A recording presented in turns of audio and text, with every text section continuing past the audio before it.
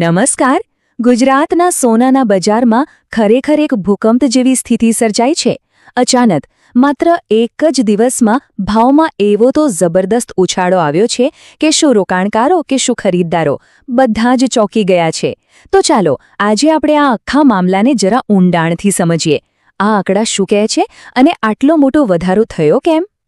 સારું, તો ચાલો બિલકુલ સમય બગાડ્યા વગર સીધા જે આંકડા પર આવીએ જેણે આખી માર્કેટમાં હલચલ મચાવી દીધી છે. વાત છે 29 જાન્યુઆરી 2026ની. અને આ રહ્યો આજનો સૌથી મોટો આંકડો.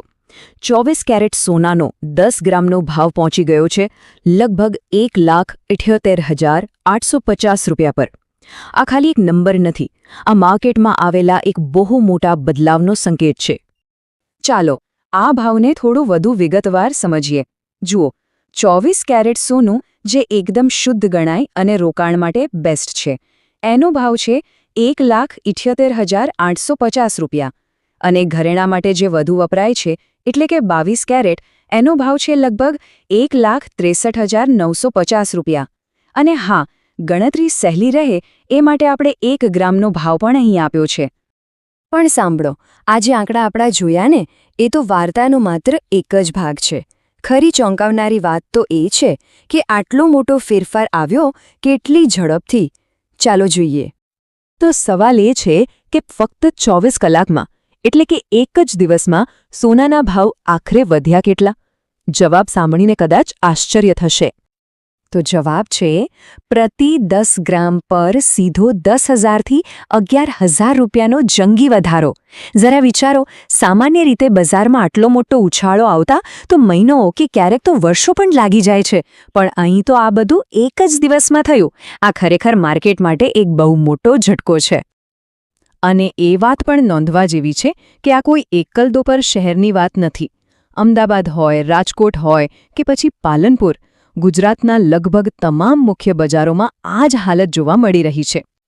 સારું, હવે આખી વાતને થોડા મોટા પરિપ્રેક્ષ્યમાં જોઈએ.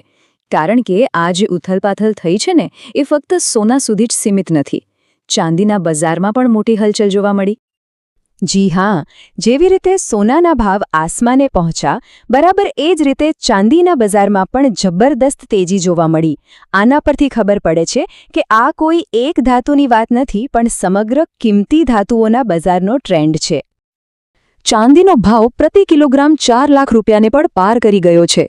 આ એકદમ સ્પષ્ટ સંકેત છે કે રોકાણકારો માત્ર સોનામાં જ નહીં, પરંતુ એકંદરી કિંમતી ધાતુઓને એક સુરક્ષિત રોકાણ તરીકે જોઈ રહ્યા છે. તો મોટો સવાલ એ છે કે આ બધું થયું કેમ? ચાલો હવે એ કારણો પર નજર કરીએ જેના લીધે આપણા સ્થાનિક બજારમાં આટલો મોટો ઉછાળો આવ્યો. કારણ કે આ ભાવ વધારાના મૂળ અહીં નહીં પણ વૈશ્વિક બજારમાં છે. જુઓ, મુખ્યત્વે 2 મોટા પરિબળો છે જે ગુજરાતના ભાવ નક્કી કરે છે. એક તો છે આંતરરાષ્ટ્રીય બજાર. ત્યાં ડોલરની કિંમત, અમેરિકાના વ્યાજ દરો અને દુનિયાભરની રાજકીય પરિસ્થિતિ જેવી બાબતો સીધી અસર કરે છે. અને બીજું છે આપણું પોતાનું MCX એટલે કે મલ્ટી કોમોડિટી એક્સચેન્જ, જ્યાં વાયદા બજારના સોદા સ્થાનિક ભાવ નક્કી કરે છે. આ બંને જગ્યાએ આવેલા મોટા ફેરફારોની સીધી અસર આપણે અહીં જોઈ રહ્યા છીએ. તો હવે સૌથી મહત્વની વાત પર આવીએ. જો કોઈ આવા ઊંચા ભાવે સોનું ખરીદવાનું વિચારી રહ્યું હોય તો કેટલીક બાબતોનું ખાસ ધ્યાન રાખવું ખૂબ જ જરૂરી બની જાય છે. કોઈ પણ ખરીદી કરતા પહેલા આ 3 વાતો મગજમાં રાખવી જ જોઈએ.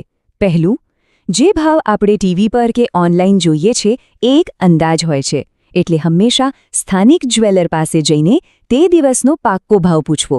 બીજું, ઘરેણાં પર મેકિંગ ચાર્જ લાગશે.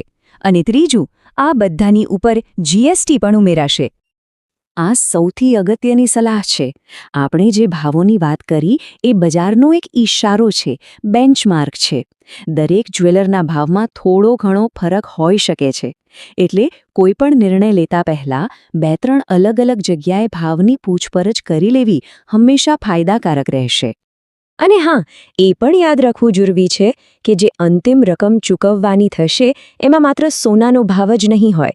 એમાં સોનાનો ભાવ વત્તા ઘરેણાની ડિઝાઇન મુજબ મેકિંગ ચાર્જ અને એ બધા પર લાગુ થતો GST, આ બધું ભેગું થઈને અંતિમ બિલ બનશે. એટલે બજેટ બનાવતી વખતે આ બધી બાબતો ધ્યાનમાં લેવી. તો આજની આ બધી નાટકીય ઘટનાઓ પછી એક મોટો સવાલ ઊભો થાય છે કે આ બધું બજારની કઈ દિશા તરફ ઇશારો કરી રહ્યું છે?